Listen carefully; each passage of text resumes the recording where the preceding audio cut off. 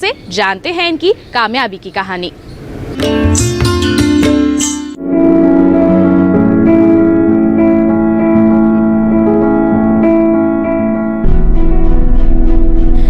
भारत के उत्तराखंड में बसा उत्तराखंड राज्य अपनी खूबसूरती के लिए जाना जाता है।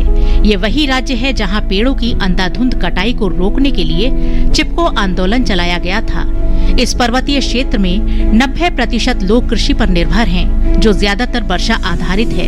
इन विषम परिस्थितियों में खेती कर गुजारा करना अपने आप में किसी चुनौती से कम नहीं है, लेकिन जिसने इन स्थितियों में भी जीने की कला सीख ली, वही कामयाब किसान कहलाया। हमारे सामने ऐसा ही एक जीवंत उदाहरण है अल्मोड़ा के गांव गुना की रहने वाली महिला किसान सुधा गुणवंत का। आइए जानते हैं उनके संघर्षपूर्ण जीवन के बारे में। सुधा करीब 35 साल पहले गुना आई। सुधा ने विरासत में मिले अपने खेतों और बागों को बचाने के लिए संघर्ष के हर दौर को देखा है। रंग बिरंगे फूल और फलों से लदे ये पेड़ जी तोड़ मेहनत का नतीजा है, और इसके पीछे सिर्फ सुधा की ही मेहनत नहीं है, बल्कि उनके पति भुवन चंद और बेटे दीपक ने भी अपना पसीना बहाया है। इसीलिए परिवार की ये मेहनत चारों ओर चर्चा का विषय है।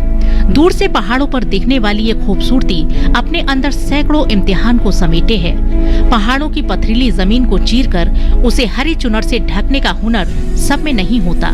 कुछ किसान विपरीत दिशा में घुटने टेक पलायन पर मजबूर होकर गांव को छोड़कर चले गए। बचे वही जिनके इरादे हिमालय की तरह मजबूत थे। सुधा के परिवार ने हर समस्या का सामना किया और उसका समाधान भी निकाला। परिवार में आए विषम हालात ने सुधा की जिम्मेदारियां बढ़ा दी, जिसके समाधान के लिए सुधा ने पैतृक बागों को आगे बढ़ाने का ठाना और लग गई जोर शोर से खेती के काम में। लक्ष्य निश्चित था, लेकिन राह कठिन। मजबूत इरादों ने हर कदम पर सुधा को ताकत दी। सुधा ने बागवानी के साथ साथ पशुपालन भी किया। बेहतर परिणाम मिले, इसके लिए जगह जगह जाकर प्रशिक्षण भी लिया। आना पड़ता था, वहाँ से पैदल आना पड़ता था। फिर एक छोटी बच्ची हो गई थी घर में, तो धीरे धीरे काम का बोझ बढ़ते गया। फिर भी मैंने कहा कि बीए करना उचित ही है। मैंने कर लिया, बीए कंप्लीट किया। उसके बाद फिर मैंने बीटीसी के लिए अप्लाई किया, तो उसमें मेरी बीटीसी के लिए आ गया था। तो इत्तेफाक ये रहा कि हमारे ससुर जी एक्सपायर हो गए। तो मैं फिर भी उस हालात से ढल के मैं फिर अपने घरेलू हालात में आ गई। तो मुझे ये लगा कि घर का छोड़ के अब मुझे बाहर नहीं जाना चाहिए। अब हमारे ससुर जी ने थोड़ी बहुत पहले से जो कर रखा था, हमने कहा कि इसी में हम नींव रख के इसी को ही आगे बढ़ाते हैं। तो आज ये हमारे सब सास ससुर की रखी हुई नींव है, उसी को उसका हमने विस्तार कर रखा है। खेती और बागवानी में इस पहाड़ी क्षेत्रों में सबसे बड़ी समस्या पानी की कमी का होना है। सुधा ने इसका भी तोड़ निकाला और बाग के आसपास पानी के टैंक बनवाए, जिसमें बारिश का पानी एकत्रित किया जा सके, और इस पानी से खेतों और बागों में सिंचाई की समस्या का समाधान मिल गया। अपने इस प्रयोग में सफलता मिलने के बाद सुधा ने इसी तरह के करीब 10 टंकियां बनवाई। आज आलम यह है कि इनके खेतों और बागों में सिंचाई के लिए पर्याप्त पानी उपलब्ध रहता है। इसके अलावा सुधा पॉली हाउस बनाकर बेमौसम की सब्जियां उगाकर भी मुनाफा कमा रही हैं। बेहतर पैदावार के लिए पशुपालन से मिले गोबर से सुधा वर्मी कंपोस्ट बनाती हैं। अपने आप पर भी तरस आता है और शर्म भी लगती है। किन स्थितियों में हमने काम किया है।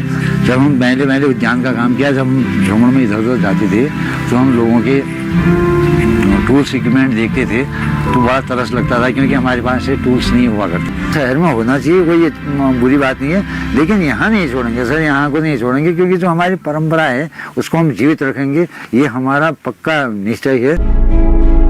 आज आलम यह है कि सुधा की इस कामयाबी का कायल पूरा अल्मोड़ा है। लोग दूर दूर से उनकी इस सफलता के बारे में जानकारी लेने आते हैं। सुधा उन किसानों के लिए किसी मिसाल से कम नहीं है, जो पलायन को अंतिम विकल्प मान रहे हैं।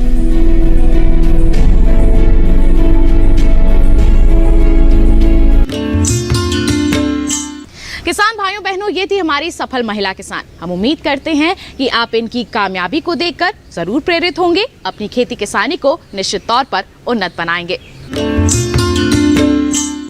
तो इसी के साथ आज के अंक में बस इतना ही। एक अहम जानकारी आपको दे दें, हमारा ये कार्यक्रम आप दोबारा देखना चाहते हैं तो क्या करना है आपको, टीवी स्क्रीन पर दिखाए जा रहे QR कोड को आप जल्दी से स्कैन कर लीजिए, सीधा पहुंच जाएंगे हमारे YouTube चैनल पर और आप देख सकते हैं हमारा ये कार्यक्रम गांव किसान, खेती किसानी, पशुपालन से जुड़ी अहम जानकारियां आप हासिल कर सकते हैं। तो बस आज के लिए इतना ही, अगले अंक में होगी मुलाकात, तब तक के लिए दीजिए इजाजत। आप बने रहिए दूरदर्शन किसान पर।